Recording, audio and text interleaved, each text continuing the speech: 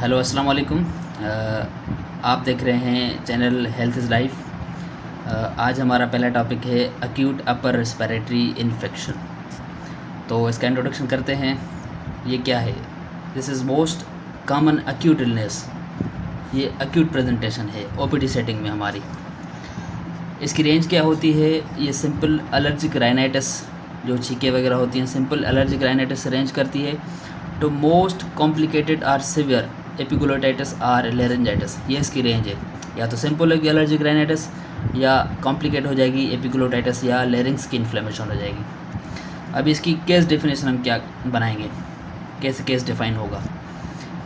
कहते हैं any acute onset, कोई भी अक्यूट ऑनसेट हो कफ का, अचानक कोई कफ हो जाए जिसके साथ माइल्ड टू मॉडरेट फीवर हो, रनी नोज़ हो, और गले की खराश, सोर थ्रोट हो, या फेरिंक्स की इन्फ्लेमेशन हो, फेरेंजाइटिस हो, या ओटाइटिस हो, कान की इन्फ्लेमेशन हो, ओटाइटिस मीडिया, ओटाइटिस एक्सटर्ना, या टॉन्सिलाइटिस हो, टॉन्सिल्स की इन्फ्लेमेशन हो, मगर ड्यूरेशन क्या हो? लेस देन 2 वीक्स, 2 हफ्ते से कम हो, उसी को हम अक्यूट प्रेजेंटेशन कहते हैं। ठीक है। और इसके साथ क्या हो? ब्रीथिंग पैटर्न नॉर्मल हो। ब्रीथिंग पैटर्न नॉर्मल क्या होता है एज के हिसाब से, ये आगे चलकर मैं आपको बताऊंगा। और कोई डेंजर साइन ना हो, बच्चे में कोई भी जनरल डेंजर साइन ना हो, ये होगा केस डेफिनेशन।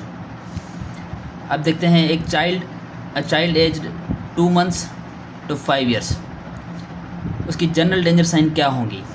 इस रेंज में 2 मंथ से 5 साल का बच्चा है, उसमें डेंजर साइंस क्या होती हैं? पहला कहता है कि a child is unable to drink, वो खा पी नहीं सकेगा। Or breast feed, unable to suck properly, whatever he will eat he will vomit, वो बच्चा वोमिट करेगा जो खाएगा। उसको फिट्स होंगे, सीजर्स, कन्वल्जन्स होंगे, झटके होंगे, और बच्चे का लुक जो है वो लिथर्जिक होगा, अनकॉन्शियस होगा, या बच्चा बहुत स्लीपी होगा, बहुत स्लीपी, और उसे नींद से उठाना भी बहुत मुश्किल होगा, difficult to awake. Child will not respond normally, जैसे बच्चा नॉर्मल रिस्पॉन्ड करता है वो बच्चा नॉर्मल रिस्पॉन्ड नहीं करेगा। ये अगर सिम्टम्स है तो बच्चे में डेंजर साइंस मौजूद हैं।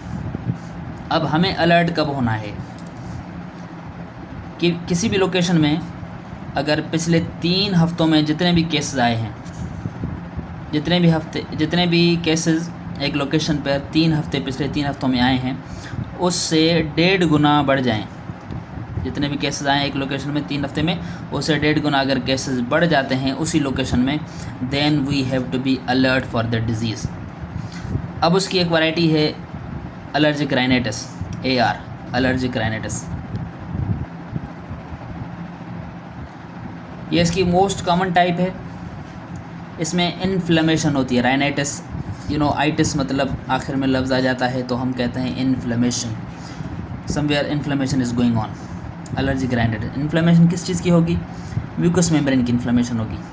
म्यूकस मेम्ब्रेन कहाँ की? या नोज़ की होगी, या आइज़ की होगी, या यूस्टैचियन ट्यूब जो होता है हमारा कनेक्ट करता है, या मिडिल ईयर की इन्फ्लेमेशन होगी, या साइनसेस की होगी, और फेरिंक्स की। इनमें किसी की भी इन्फ्लेमेशन हो जाए तो वो एलर्जिक राइनाइटिस होगी। अभी जो नेज़ल मेम्ब्रेन्स की इन्फ्लेमेशन है उसके क्या कैरेक्टरिस्टिक्स होते हैं? उसमें इनमें से कोई भी 2 हो, या तो स्नीजिंग हो, या नेज़ल कंजेशन हो, या नोज़ की इचिंग हो, आइज़ और सॉफ्ट पैलेट की इन्फ्लेमेशन हो। उसके साथ अदर एसोसिएटेड सिम्टम्स, और क्या सिम्टम्स हो गए? या तो पोस्ट नेज़ल ड्रिप होगी, नज़ला पीछे बहेगा, आइज़ रेड होंगी, और आँखों से पानी बहेगा, टीयरिंग होगी। ये एसोसिएटेड सिम्टम्स हैं। और इसके अलावा कुछ नॉन स्पेसिफिक सिम्टम्स भी होते हैं एलर्जिक राइनाइटिस में, जैसे इन्फ्लेमेशन होगी, सर में दर्द होगा, हेडेक होगा, ड्राउजीनेस होगी, बॉडी एक होगा, मेलेज, कमज़ोरी होगी, या anosmia, loss of sense of smell, because sinuses are congested, sense of smell will be disturbed. और इसके रिस्क फैक्टर्स क्या होते हैं? ज़ाहिर सी बात है, एलर्जी है। एलर्जी के लिए कोई भी एलर्जन होगा, जैसे डस्ट हो गई, मिट्टी, पोलन हो गए, स्मोक हो गया, कोई माइट्स हो गए, मोल्ड हो गए, या कोई पेट्स हो गए। अब इसकी डायग्नोसिस कैसे करते हैं हम?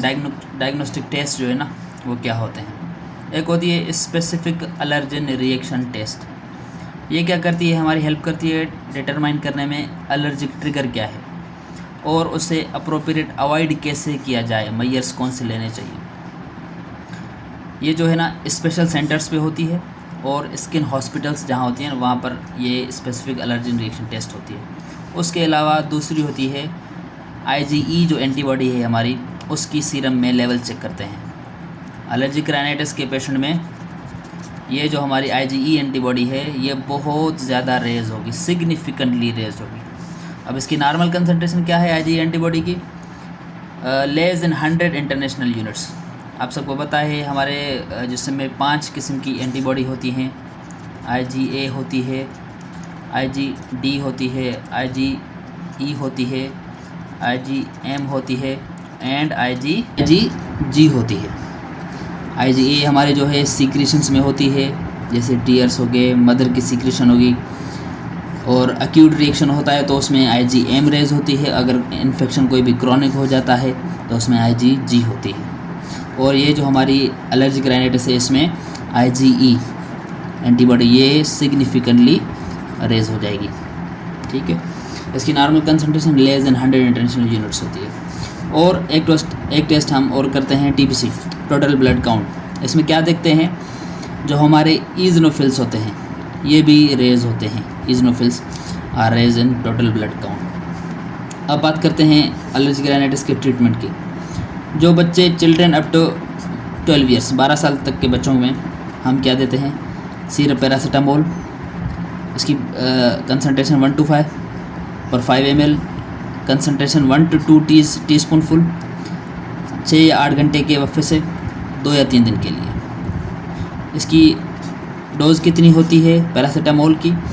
आप सबको पता है 10 या 15 मिलीग्राम पर kg पर डोज़, इतनी हर डोज़ में हमें पैरासीटामोल देनी है। मैक्सिमम कितना पैरासीटामोल हम दे सकते हैं? 60 मिलीग्राम पर kg पर डे में हम दे सकते हैं बच्चे को मैक्सिमम पैरासीटामोल। और इसके साथ एलर्जी के लिए सिरप फेनरामिन मैलिएट, ब्रांड एविल के नाम से आता है, 2 mg पर 5 ml में होता है। एक TSF 12 वाली सुबह शाम BD फॉर 3 days, 3 दिन के लिए हम सिरप फेनरामिन मैलिएट देते हैं। Thank you.